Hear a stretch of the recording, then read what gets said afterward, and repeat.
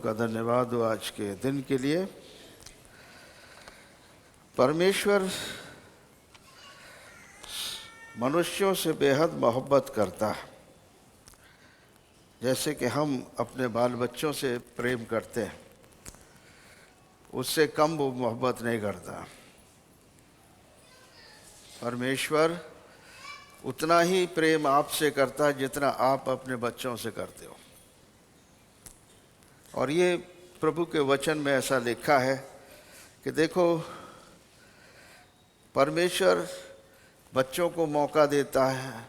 हम माता पिता अपने बच्चों को मौका देते हैं, एक के बाद दूसरा मौका देते हैं कि सुधर जाएं। कोई गलती करते हैं, डांट लगाते हैं, फिर मौका देते हैं, फिर सुधरने का मौका देते हैं। परमेश्वर भी इसी प्रकार से लगातार मनुष्य जाति को सुधरने का मौका दे रहा है। बहुत सारे लोग सोचते हैं आखिर दुष्ट लोग क्यों इतना दिन तक जिंदा रहते हैं और उनको कुछ नहीं होता, जुकाम खांसी भी नहीं होता है, और भले लोग देखो बीमार पड़ जाते हैं, जल्दी मर जाते हैं, पता ही नहीं लगता क्या हो गया, है ना। ऐसा क्यों होता है? दुष्ट लोगों को परमेश्वर मौके पर मौका देता जाता है कि वो सुधर जाएं, बच जाएं, क्योंकि वो भी उसकी संतानें हैं। परमेश्वर उनसे भी प्रेम करता है। बाइबल में लिखा है, यिजकेल नबी की किताब उसका 33 अध्याय और उसका 11 पद। यिजकेल की किताब और उसका 33 अध्याय उसका 11 पद, जो मैंने बात आपको बताई है वो इस वचन से कन्फर्म होती है। इसलिए तू उनसे कह, परमेश्वर यहोवा की ये वाणी है, तेरे जीवन की सौगंध, मैं दुष्ट के मरने से कुछ भी प्रसन्न नहीं होता, परंतु इससे कि दुष्ट अपने मार्ग से फिरकर जीवित रहे। हे इज़राइल के घराने, तुम अपने बुरे मार्ग से फिर जाओ, तुम क्यों मरो। यानी किसी भी दुष्ट के मरने से परमेश्वर प्रसन्न नहीं होता है। वो प्रसन्न किस बात से होता है? कि वो अपना मन फिराए और अपनी बुरी चाल को छोड़ दे। ये बात यीशु मसीह ने जब परमेश्वर के राज्य का प्रचार करना शुरू किया, हम देखते हैं मत्ती रचित सुसमाचार उसके 4 अध्याय में, जब शैतान ने उनकी परीक्षा की और उसके बाद प्रभु यीशु मसीह ने प्रचार करना शुरू किया और कहा, मन फिराओ, क्योंकि परमेश्वर का राज्य तुम्हारे निकट है। एक ही बात बोल रहे थे, मन फिराओ। यानी चाहे वो पुराने नियम में परमेश्वर ने बातचीत करी हो मनुष्य से, चाहे वो नए नियम में परमेश्वर ने मनुष्य से बातचीत की हो, परमेश्वर एक है। परमेश्वर एक है। वही पुराने नियम का परमेश्वर पुत्र के रूप में यीशु नाम रखकर प्रकट हुआ है और हमें वही शिक्षा दे रहा है, वही बचाव हमारा कर रहा है। आप देखेंगे मत्ती के रचित सुसमाचार के 9वें अध्याय में प्रभु यीशु मसीह जब मत्ती जो टैक्स कलेक्टर है, उस समय का चुंगी लेने वाला एक गुनहगार और पापी मनुष्य है, 9वें पद में कहते हैं, मेरे पीछे हो ले। और वो पापी चुंगी लेने वाला ठेकेदार उठकर यीशु मसीह के पीछे हो लेता है। और जब वो घर में भोजन करने के लिए बैठा तो बहुत से महसूल लेने वाले और पापी आकर यीशु और उसके चेलों के साथ खाने बैठे। और ये देखकर फरीसियों ने उसके चेलों से कहा कि तुम्हारा गुरु महसूल लेने वालों और पापियों के साथ क्यों खाता है। जो सवाल आम जनता लोग करते हैं कि भाई हम तो इतने बड़े गुनहगार नहीं हैं, ये इतना बड़ा गुनहगार, इतना शरारती, इतना दुष्ट, हष्ट पुष्ट, कुछ भी इसको जुकाम खांसी नहीं होता है, कोरोना भी निकल गया तब भी बच गया है, और शरीफ लोग कोरोना में ख़त्म हो गए, सीधे साधे लोग, कोरोना आया, लोग मर गए, लेकिन महादुष्ट आदमी देखो आज भी जिंदा है। लोग इस तरह के विचार रखते हैं, कि यीशु मसीह का विचार दूसरा है। यीशु मसीह का विचार है कि दुष्ट मन फिराए और अपनी बुरी चाल को छोड़ दे, क्योंकि मनुष्य का जीवन केवल 70-80 साल, 90 साल, 100 साल, 120 साल नहीं है। मनुष्य का जीवन अनंत काल का जीवन है, जिसकी कोई लिमिट नहीं है, कोई सीमा नहीं है। यानी शरीर छोड़ने के बाद भी मनुष्य का आत्मा परमेश्वर के सामने प्रकट किया जाता है, और परमेश्वर के सामने जब प्रकट किया जाता है तो जो कुछ उसने जैसा भी किया है उसके न्याय का दिन भी आता है। और वो जब न्याय का दिन आएगा तो वही आत्मा उसी शरीर में पृथ्वी में प्रवेश करेगी, चाहे वो मिट्टी में हो, चाहे राख में हो, चाहे वो नदी में हो, चाहे समुद्र में हो, किसी भी जगह उसका अंश होगा। वो अंश पूरे शरीर में बदल जाएगा, पूरे शरीर में बदल जाएगा। जैसे कि बीज छोटा सा होता है, उसमें पूरा पेड़ निकल के बाहर आ जाता है। देखते हो कभी, है ना? एक नीम का पेड़ कितना बड़ा होता है, जरा सा बीज जमीन में पड़ा रहता है, और जब उग के खड़ा होता है तो एक जबरदस्त पेड़ खड़ा हो जाता है। ऐसे ही मनुष्य का अंश कितना भी छोटे से छोटा हो, किसी भी इलाके में हो, जमीन में हो, नदी में हो, नाले में हो, राख में हो, खाक में हो, मिट्टी में हो, वो पेड़ के समान खड़ा हो जाएगा।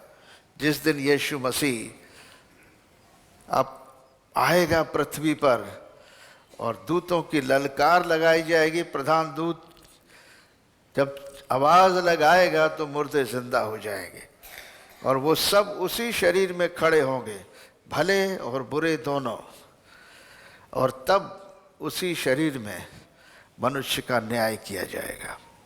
इसलिए भूलिए मत कि हम जो मनुष्य हैं, हमारा हिसाब किताब लेने वाला भी कोई है। हमारा हिसाब किताब लेने वाला हमारा सृष्टिकर्ता है। हमारा हिसाब किताब लेने वाला कोई मनुष्य नहीं, वो जीवता परमेश्वर है, जिसने मृत्यु को हराया, शारीरिक रूप में कुंवारी मरियम से पैदा हुआ,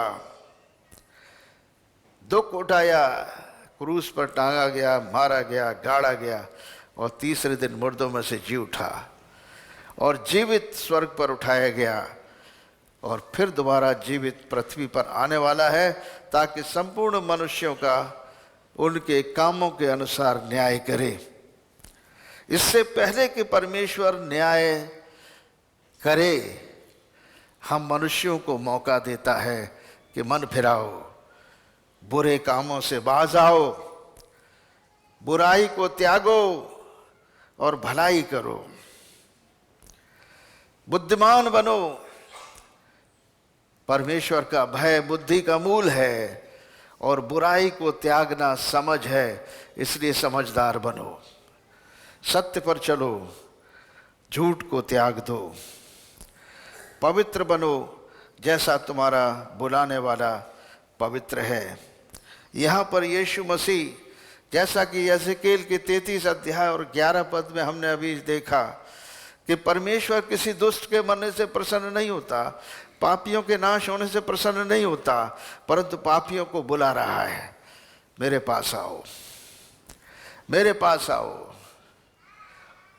अपना बोझ मुझे दे दो और मुझसे सीखो कि मैं मन में नम्र और दीन हूँ, मेरे समान बनो। यीशु मसीह हमारा बोझ उठाने को तैयार है, हमारे गुनाहों का बोझ उठाने को तैयार है। यीशु मसीह ने जो पुकार लगाई थी, है ना, मत्ती के 11 अध्याय और 28 पद में, यीशु मसीह ने वो पुकार किस बोझ के लिए लगाई है? लिखा है, हे परिश्रम करने वाले और बोझ से दबे लोगों, मेरे पास आओ, मैं तुम्हें विश्राम दूंगा। सबसे बड़ा बोझ मनुष्य का उसके गुनाहों का बोझ है, बाप दादाओं के गुनाहों का और खुद के गुनाहों का, जो एक जनरेशन से दूसरी जनरेशन, एक पीढ़ी से दूसरी पीढ़ी में लगातार चले आ रहे हैं। वो बोझ यीशु मसीह मांग रहा है, कह रहा है, हे परिश्रम करने वाले और बोझ से दबे लोगों, मेरे पास आओ, मैं तुम्हें विश्राम दूंगा। और प्रभु यीशु मसीह ने क्या किया? गुनहगारों को बुलाया, पापियों को बुलाया और उन्हें संत बना दिया। आज मत्ती को हम क्या कहते हैं? संत मत्ती, सेंट मैथ्यू, जिन्होंने सुसमाचार लिखा है। ये वही संत हैं जिन्हें यीशु ने बुलाया। हालेलुया। यहाँ पर यीशु मसीह कह रहे हैं, जब धर्मी लोग, जो रिलीजियस, जो धर्म के ठेकेदार हुआ करते हैं और जो अपने आप को अपनी धार्मिकता पर घमंड करते हैं, भाई मैं तो बहुत धर्मी हूँ, मैं तो गुनहगार नहीं हूँ, है, ये तो पापी मनुष्य है, कैसे इन लोगों के साथ संगति में बैठ रहा है। इस प्रकार की बातें यीशु मसीह के चेलों से उस समय के फरीसी और धर्म के ठेकेदार कहा करते थे। तुम्हारा गुरु महसूल लेने वाले और पापियों के साथ क्यों खाता है? ये सुनकर यीशु ने कहा, वैद्य भले चंगों के लिए नहीं परंतु बीमारों के लिए अवश्य है। डॉक्टर किसको चाहिए? बीमार को। तो डॉक्टरी में लोग बीमार होते तो जाते हैं। इसी प्रकार पापी अपने गुनाहों की क्षमा कराने के लिए यीशु मसीह के पास आते हैं, क्योंकि यीशु मसीह ने पापियों के पाप क्षमा करने की पूरी जिम्मेदारी ली है। और इसीलिए उन्होंने कहा, हे परिश्रम करने वाले और बोझ से दबे लोगों, मेरे पास आओ, मैं तुम्हें विश्राम दूंगा। और यीशु मसीह ने क्या किया? आंखों देखी घटना है। पहला पत्रस 2:24 में लिखा है कि वो हमारे पापों को, हमारे अधर्म को, हमारे गुनाहों को अपनी देह पर उठाए हुए क्रूस पर चढ़ गया, ताकि हम पाप के लिए मरकर धार्मिकता के लिए जीवन बिताएं और उसी के कोड़े खाए जाने से तुम चंगे होते हो। ये आंखों देखी घटना है पतरस की। पतरस ने जो देखा वो लिख दिया, और इसीलिए पतरस जो है यीशु मसीह के नाम से जब प्रार्थना करते हैं तो बीमार चंगे होते हैं। हालेलुया। यहां पर यीशु मसीह कह रहे हैं कि वैद्य, डॉक्टर बीमारों के लिए जरूरी है, चंगे और सही सलामत लोगों के लिए नहीं। मैं बलिदान नहीं दया चाहता हूं, क्योंकि मैं धर्मियों को नहीं परंतु पापियों को बुलाने आया हूं। वाह। हमने शुरू किया यज़ेकेल नबी की भविष्यवाणी से, यज़ेकेल नबी की किताब और चेतावनी से। यज़ेकेल चेतावनी दे रहे हैं 33:11 में कि परमेश्वर किसी दुष्ट के मरने से प्रसन्न नहीं होता है। परमेश्वर चाहता है कि पापी मनुष्य मन फिराए और अपनी बुरी चाल को छोड़ दे। फिर आगे हम देखेंगे उसी में क्या और परमेश्वर का वचन हमसे कहता है। हे मनुष्य की संतान, अपने लोगों से कहे, जब धर्मी जन अपराध करे तब उसका धर्म उसे बचा न सकेगा, और दुष्ट की दुष्टता जो भी हो, जब वो उससे फिर जाए तो उसके कारण वो न गिरेगा। और धर्मी जन यदि पाप करे तब अपने धर्म के कारण जीवित न रहेगा। यदि मैं धर्मी से कहूं तू निश्चय जीवित रहेगा, और वो अपने धर्म पर भरोसा करके कुटिल काम करने लगे, तब उसके धर्म के कामों में से किसी का स्मरण न किया जाएगा, और जो कुटिल काम उसने किए हैं वो उन्हीं में फंसा हुआ मरेगा।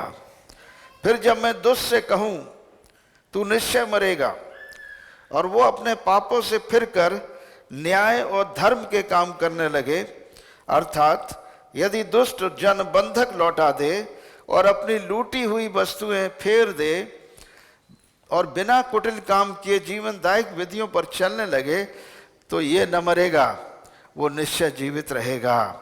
और जितने पाप उसने किए हों उनमें से किसी का स्मरण न किया जाएगा। उसने न्याय और धर्म के काम किए हैं और वो निश्चय जीवित रहेगा। इसी ये यहेजकेल नबी की भविष्यवाणी है जो यीशु मसीह से सैकड़ों वर्ष पहले दी गई है। और इसकी परिपूर्णता, इस चीज को पूरा करने की जिम्मेदारी, हर वचन को पूरा करने की जिम्मेदारी प्रभु यीशु मसीह की है। यहाँ पर हम देखते हैं ये लूका नबी की किताब उसके 19 अध्याय में प्रभु यीशु मसीह यरीहो नगर में प्रवेश कर रहे हैं और वहाँ पर एक जक्कई नाम का व्यक्ति है, चुंगी लेने वाला है और चुंगी लेने वालों का सरदार है। यानी वो बड़ा, उस समय वो ठेकेदार हुआ करते थे जो सरकार के लिए काम किया करते थे। और वो सरकार उनके देश की सरकार नहीं थी, वो विदेशी सरकार उन पर राज्य करती थी। रोमियों का राज्य था इजराइल के ऊपर, इसलिए इजरायली लोग रोमियों की सरकार में काम करने वालों को बड़ा गुनहगार समझा करते थे। वो अत्याचार भी किया करते थे, इसलिए उनको गुनहगार समझते थे। वहाँ जक्कई नाम का मनुष्य था, ये इसी प्रकार का था वो, और बहुत धनी था, परंतु यीशु मसीह को देखना चाहता था कि वो कौन सा है। भीड़ के कारण देख ना सकता था क्योंकि वो नाटा था। तब वो देखने के लिए आगे दौड़कर गूलर के पेड़ पर चढ़ गया क्योंकि यीशु उसी मार्ग से जाने वाला था। और जब यीशु उस जगह पहुंचा तो ऊपर करके यीशु ने दृष्टि करके उससे कहा, हे जक्कई झट उतर आ, क्योंकि आज मुझे तेरे घर में रहना अवश्य है। वो तुरंत उतरकर आनंद से अपने घर ले गया। यहाँ पर यीशु मसीह किसको पकड़ रहे हैं? अगेन एक पापी को। हालेलुया।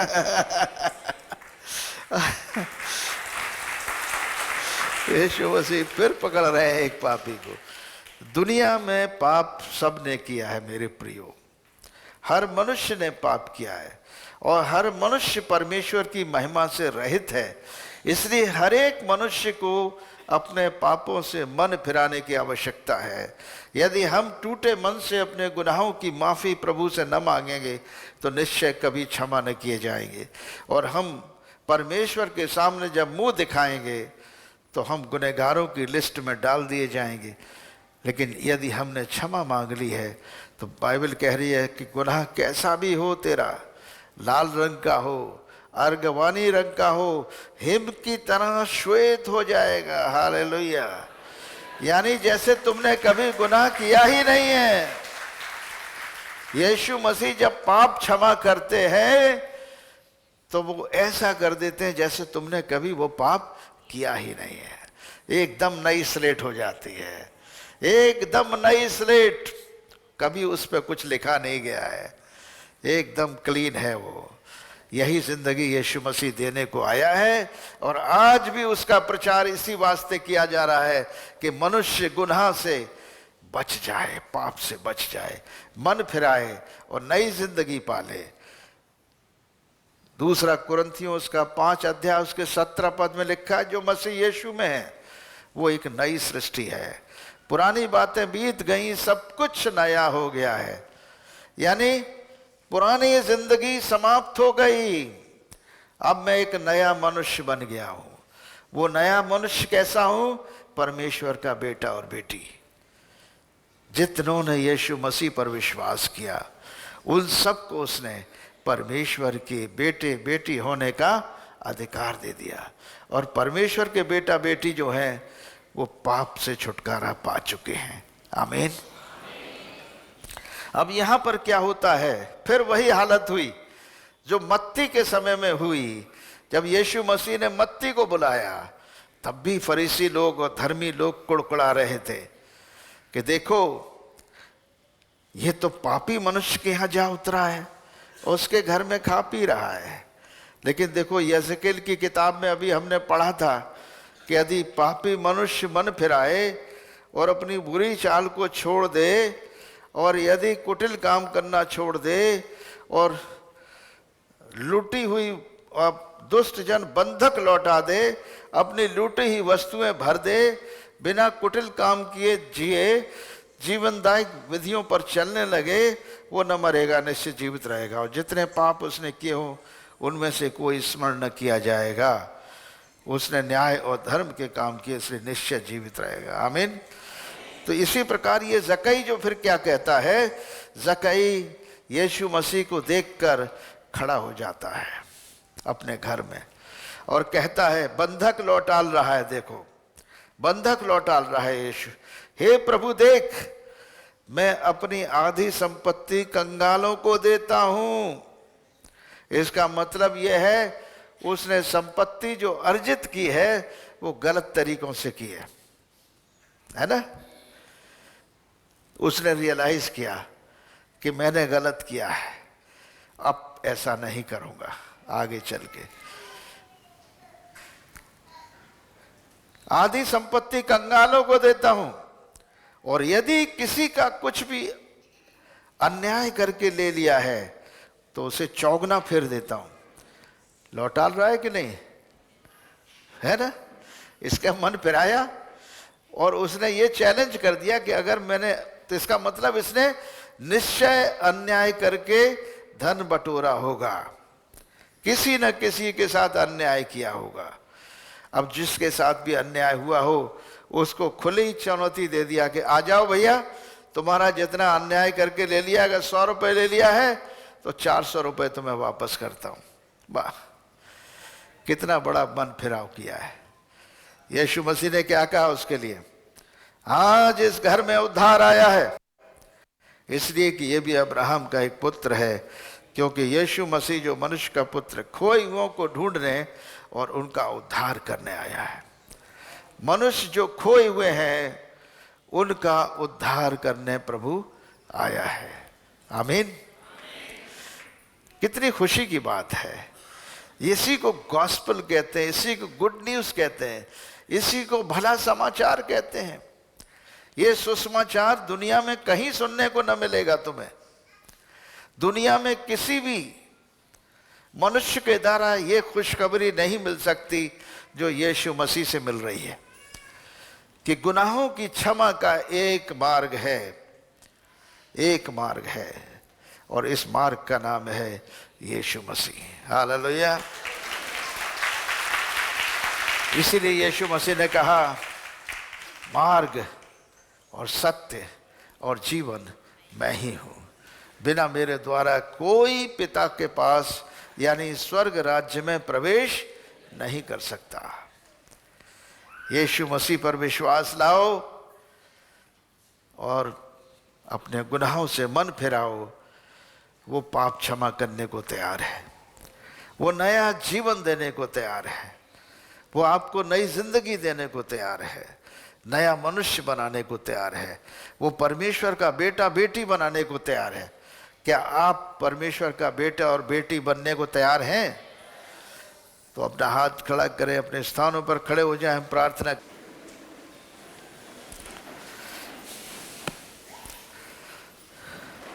हमारे साथ प्रार्थना करें। हे परम प्रधान परमेश्वर, आज का दिन धन्य है कि हमने जाना है कि परमेश्वर की इच्छा है हर एक पापी मन फिराए और अपनी बुरी चाल को छोड़ दे और यीशु मसीह के पास आए कि वो अपने लहू के द्वारा हमारे पाप धो दे और हमें नया सृष्टि बना दे। हे प्रभु यीशु, आज हम तुम्हारे पास आते हैं, हमारे गुनाहों को, जाने और अनजाने पापों को क्षमा कीजिए और लहू से धो दीजिए और पवित्र आत्मा की शक्ति दीजिए कि हम सत्य के मार्ग पर चलें, भलाई करें, बुराई से मन फिराएं और भलाई करने की शक्ति हमें मिले। पवित्र जीवन जीने की शक्ति पवित्र आत्मा हमें दे। हम यीशु मसीह को अपना प्रभु, अपना मुक्तिदाता, एकमात्र जीवन का मार्ग ग्रहण करते हैं। आमीन। अब परम प्रधान परमेश्वर पिता पुत्र पवित्र आत्मा अपना हाथ बढ़ाकर तुम्हें छुए, तुम्हें आशीष दे, तुम्हारी रक्षा करे। प्रभु अपने मुख का प्रकाश तुम पर चमकाए, तुम पर अनुग्रह करे। प्रभु अपना मुख तुम्हारी ओर करे और तुम्हें शांति दे। आमीन।